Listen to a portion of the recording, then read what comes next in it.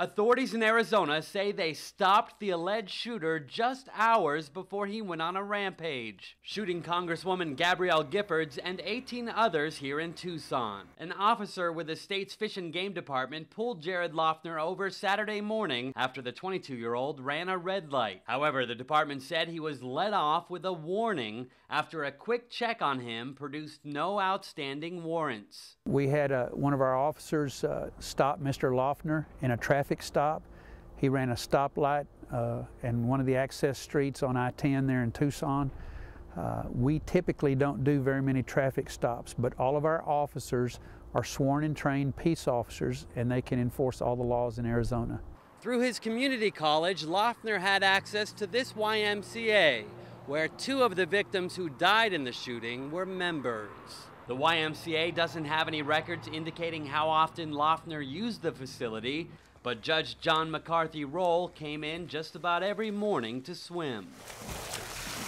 He was just the most gracious man. He'd come in and he would make sure that he would acknowledge each of us, the lifeguards out here. He'd say hello when he was here and make sure he'd say goodbye when he left. Christina Taylor Green belonged to the kids club and also had a gymnastics class here. She gave all of us the biggest hugs.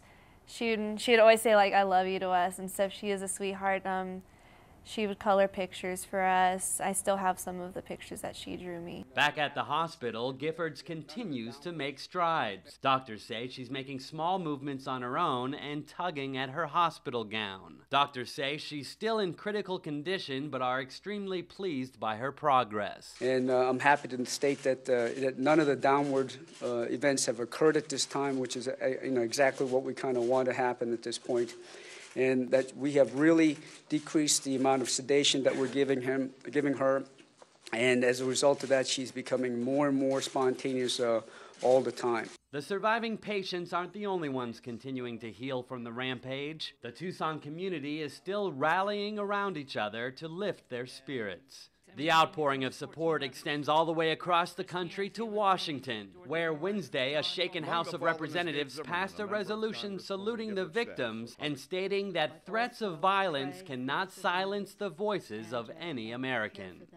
Haven Daily, The Associated Press, Tucson, Arizona.